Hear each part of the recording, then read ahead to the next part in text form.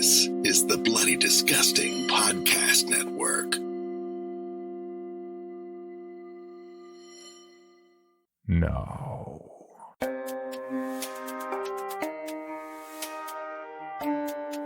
This is Creepy, a podcast dedicated to sharing the most famous, chilling, and disturbing creepypastas and urban legends in the world. Whether these stories truly happened or are simply fabrications is for you to decide. These stories may contain graphic depictions of violence and explicit language. Listener discretion is advised. Creepy presents I Found a Survival Guide for 2021 in an Old Bookstore. Written by Weird Bryce Guy and narrated by Nate Dufort. I found the guide in a bookstore that was closing down. Most books were 50% to 75% off. Even the old and ordinarily expensive leather-bound tomes kept behind glass in the rearmost section of the store. I hadn't gone in with any particular book in mind. I'd simply meant to browse and pick up a few books with the $20 I'd reserved for the occasion. I crossed row after row, pulling, inspecting, and returning several volumes. Nothing too interesting that I hadn't already read, owned, or planned to own in some other more preferable fashion. There were other shoppers, most appearing to be casual readers or first-year students. There's a college not far from the bookstore. The shop owner and his assistant were visibly melancholy, so I smiled warmly upon arriving and made efforts not to cross their paths. I'm terrible at consoling people, and figured that my plentiful patronage of the store would be better than any fumbling words I could offer. I made a few rounds of the store. It wasn't a large place by any means, before settling on a few horror collections. Mackin, Blackwood, Lovecraft, Bierce, Stoker, and some books on Eastern mythology and mysticism. Satisfied with my haul, I made my way towards the registers at the front, but stopped short when I saw the assistant wheeling out a cart on which sat some particularly old-looking books, a single pricing sign listing them all as being 90% off. Immediately attracted by the discount alone, I asked her if I could take a look at the books, and she happily obliged. She left me with the cart and went over towards a group of shoppers down an aisle. Most were first or second editions of books by authors I hadn't much interest in, but whose values were inarguable. And I felt sorry that the owners hadn't the means or time to sell these books more appropriately priced. My eyes scanned the withered and warped spines, reading the titles with a casual literary appreciation, but finding nothing of relevance to my somewhat specific interests. I'd almost left the cart when I spotted on the second steel shelf a book that seemed of an extremely advanced age, armored in dust, and with the spinal lettering faded, ashen. I withdrew it carefully so that the row in which it had sat did not totter.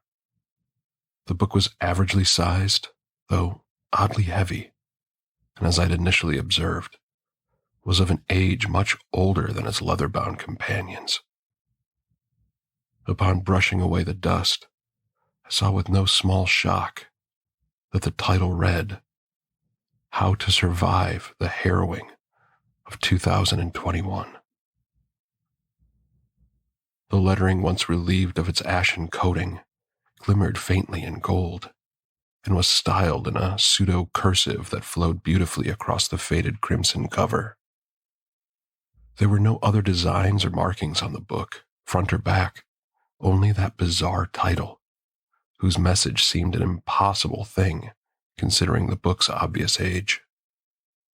No authorship had been assigned to the book either, and this immediately inspired the idea that the book itself was some sort of joke, a thing made to appear severely aged, a novelty that would have assuredly been a hit to the younger readers if the store had time to market it.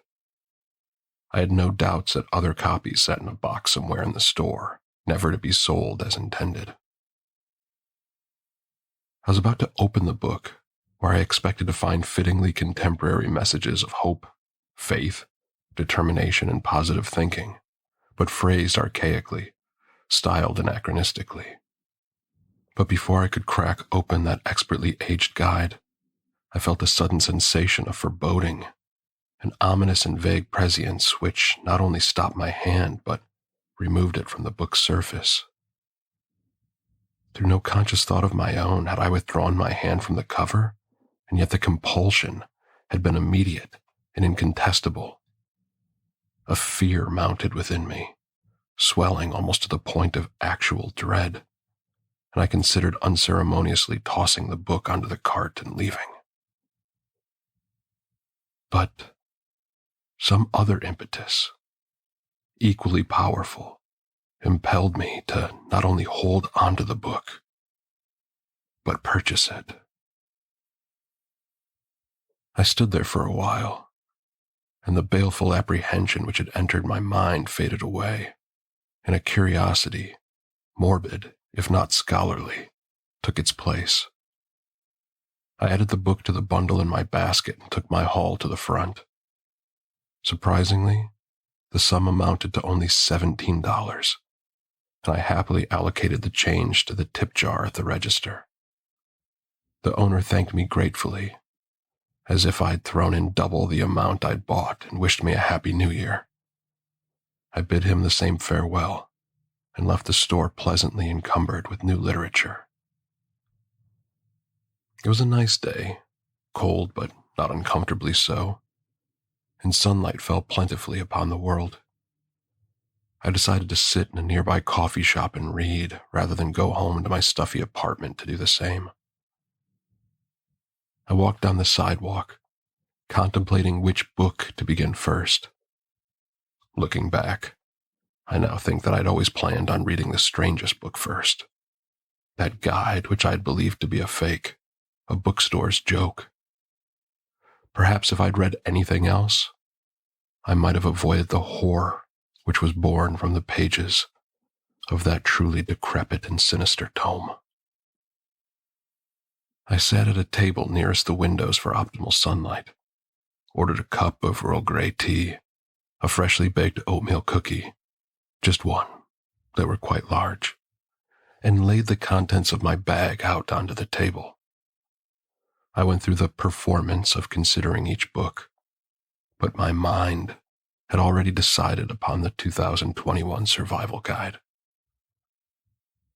I stacked the other books nearby to my left, cleared a space to my right for my food and drink, and placed the book immediately before me. In the brief time that had elapsed, I'd forgotten the intense feeling of apprehension that had come to me when I first considered opening the book. When I reached for the crimson cover, the feeling again returned, albeit to a lesser extent. But this time, curiosity prevailed, and I endured the unsettling sensation and gently opened the book. I was taken back by what I saw on the very first page. There were lines upon lines of tiny strange runes, scribed in letters that seemed entirely alien to human language. The writing, I'm sure that these letters had not been mechanically printed, was done in a deep red ink, absolutely sanguine against the thick and time-yellowed paper. The spacing, placement, and script were all immaculate, despite my certainty that a hand of some nature had written the words. I was nonetheless amazed at the impeccable penmanship of the author. My eyes scanned this first page several times, and yet I could intimate nothing of what it said. So I flipped it, and was again shown a language entirely unrecognizable. There were no hints or clues as to the meanings of any of the words, and after flipping to the very end of the book, no cipher was found with which I might have decrypted them. I flipped the pages at random, finding only that odd, unfathomable language, written beautifully and yet eerily upon the sallow pages.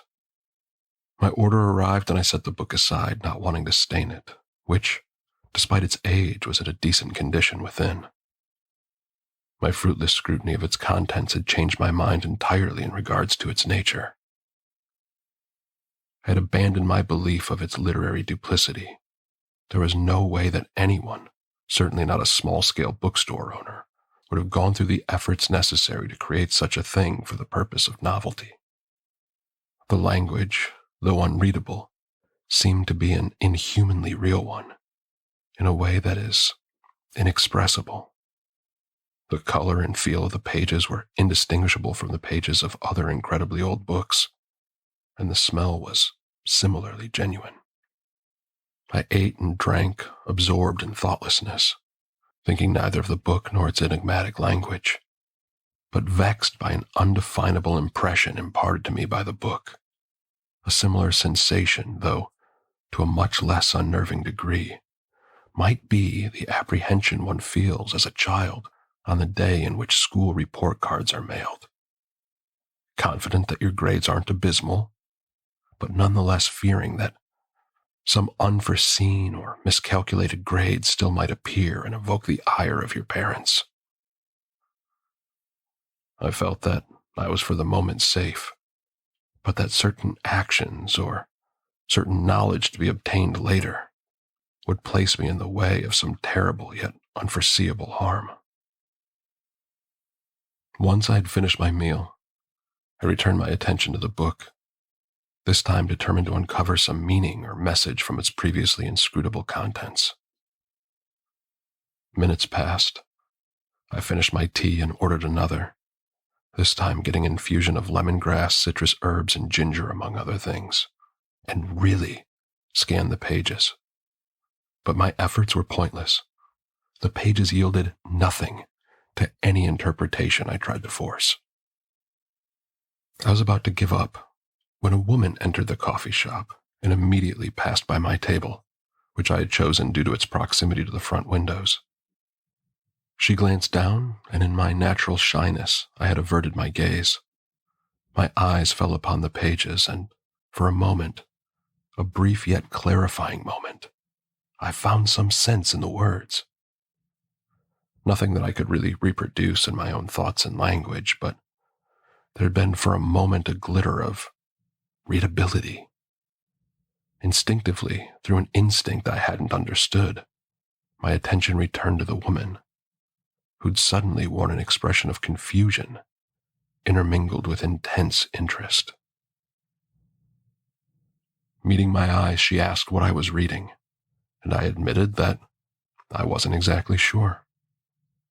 I noticed the logo on the plastic bag she'd been carrying, and pointed out that I had bought the book from the very same bookstore, but that it was written in a language totally unfamiliar to me. Her curiosity piqued. She glanced at the chair beside me, and I nodded, granting her permission to join me.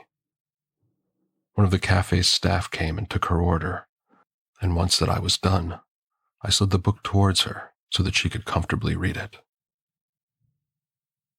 Initially, I'd watched her face as her eyes crawled over the pages. Confusion and excitement illumined her green eyes, and her mouth twitched, as if the lips were attempting to read along, but hadn't any basis upon which to form the unreadable words. A few seconds of this passed, and she sighed in defeat. I laughed, commenting on my own inability to decipher a single word of the thing. It wasn't until I had glanced back at the book that the sudden sensation of literacy returned. For a moment, my eyes and her eyes had rested upon the same line, and I realized, in both excitement and horror, that the script was readable when looked at by two persons. She must have intimated the same because she turned to me, eyes wide with the very same emotions that I'd felt. We said nothing to each other, but my hand involuntarily turned the pages until it reached the beginning of the book, and my index finger came to rest on the book's first line. The moment our eyes landed on that first word, It was transformed from its alien text into English, or some interpretation simultaneously readable to us. I cannot earnestly say it was actually English upon the page.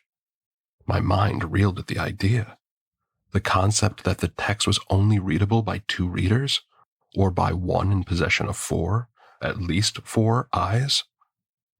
Uncovering the secret of that once impassable barrier was exciting, pride-inducing, and yet I felt that I'd finally arrived at that moment for which I had earlier felt such an apprehension and ominousness. I suppressed the rising terror mentally, and even physically with a few sips of tea, and once she had seemed to do the same for herself, we began reading the previously unreadable book. The enigma unlocked before our eyes. The words shifted, reformed, were unmade as if by some cryptographic sense inborn within us. Comprehension came immediately as if we were reading any ordinary book. We read in tandem, effortlessly trailing the lines of script without one falling behind or pushing forward. Our eyes and minds were locked together, our thoughts fused in some tether of previously undiscovered hypercognition. We read as one, interpreted as one, thought as one, and the sensation was absolutely incredible, though entirely indescribable, at least in the language with which I compose this account. Pages flew by, and I'm sure that to onlookers we must have appeared very strange, our heads practically touching, our eyes moving along with equal pacing, as if choreographed. In what couldn't have been more than 15 minutes, we had reached the middle of the thick book, and by this time I had felt the indefatigable return of that monstrous horror. The things we'd read up to that point were nightmarish, unrepeatable, and though our eyes had easily discerned the words and our minds clearly understood the meanings, our human mouths had been woefully inadequate for the vocalization of the ultra-alien text. It took a considerable effort to do so, but I pried my eyes away from the words, and they immediately resumed their inscrutable arrangement in forms in the corners of my eye. My reading partner sighed, exhaustion and terror clear upon her face.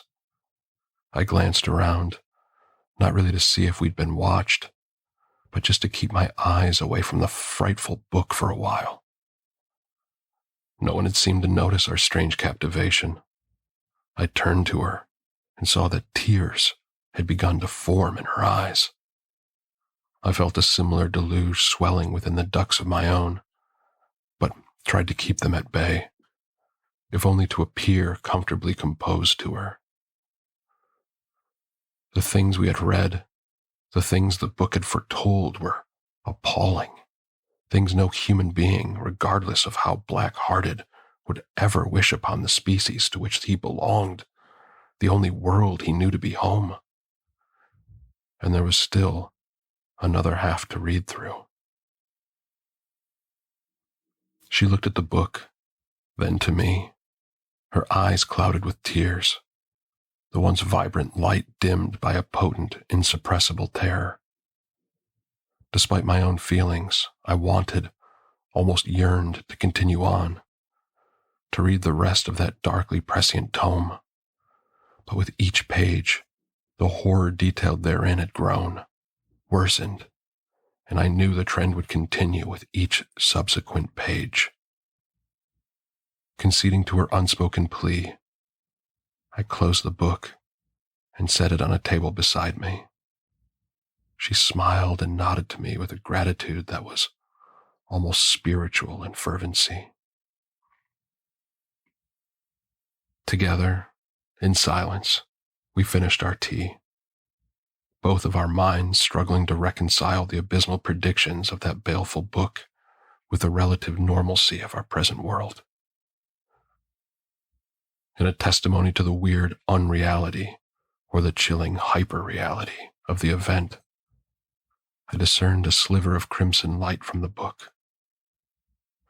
My heart seemed to irreversibly contract.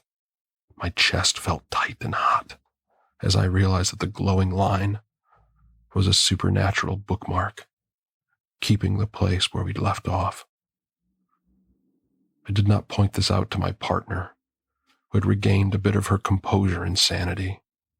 Instead, hiding as best as possible my distress, I packed up my things and left that wicked book in a chair tucked beneath the table. I will not repeat in detail anything I read. I will not subject anyone to the horrific prophecies, the diabolical incidents, the cosmically inimical afflictions to the human race described in those sanguine-ruined pages. I will only give this instruction, this warning, and pray that it will be sufficient to prepare us for the coming storm, if the book is to be believed. This woman and I, whom I have now befriended, as people who've shared a traumatic incident are often bonded, needed to read the book together, to decipher its abominable contents. Similarly, if we are to survive the coming year, we, humanity as a whole, must band together. Intellectually, emotionally, perhaps even spiritually, or else we cannot hope combat the horrors which will descend upon us from the unmapped tracts of sidereal space, which will emerge from the molten depths of our own planet, and quite possibly arise from among our own allegedly human ranks. Our strength must be communal. For more information, including pictures and videos of the stories told on this podcast, please visit creepypod.com. If you'd like to submit a story for consideration or recommend a story, please see our submission page at creepypod.com/submissions. All stories told on this podcast are done so through Creative Commons Share-alike licensing or with written consent from the authors. No portion of this podcast may be rebroadcast or otherwise distributed without the express written consent of the Creepy Podcast production team and the story's author.